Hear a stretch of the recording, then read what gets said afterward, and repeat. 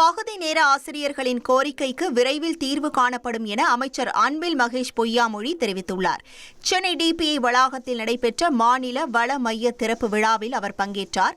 அப்போது அங்கு போராட்டத்தில் ஈடுபட்டிருந்த பகுதி நேர ஆசிரியர்களை அவர் சந்தித்து பேசுவார் என எதிர்பார்த்த நிலையில் அவர்களை கடந்து சென்றார். பின்னர் செய்தியாளர்களிடம் பேசிய அமைச்சர் அன்பில் மகேஷ், ஆசிரியர்களின் கோரிக்கைகள் தொடர்பாக சட்ட ரீதியிலான ஆலோசனை நடைபெற்று வருவதாக கூறினார். நேற்றைய தினம் பகுதி நேர ஆசிரியர் சார்ந்திருக்கின்ற சங்கங்களையும் எங்களுடைய லா டிபார்ட்மெண்ட்டும் எங்களுடைய பிரின்சிபல் செக்ரட்டரி எல்லாருமே உட்கார்ந்து ஒரு விதமான ஒரு டிஸ்கஷன் நடத்தியிருக்கோம். எந்த மாதிரி விதத்தில் இவங்க நம்ம அப்சர்வ் பண்ண வேண்டும், யாருமே விட்டு விடாமல். ஏன்னா எல்லாருமே வெறும் பகுதி நேர ஆசிரியர் ஜஸ்ட் லைக் இதை சொல்லிட முடியாது. அவங்க எல்லாருமே அனுபவம் வாய்ந்தவர்களாக மாணவர்களுடன் எப்படி அணுக வேண்டும் என்பதை அறிந்த ஒரு எக்ஸ்பீரியன்ஸ் டீச்சர்ஸாக இருக்கிறாங்க. ஸோ அவங்களை விட்டு விடாமல் அவங்களை நாங்கள் எப்படி எடுத்துவிட வேண்டும் என்பதற்காக சில ஐடியாஸ் நாங்களும் சொல்லியிருக்கோம்.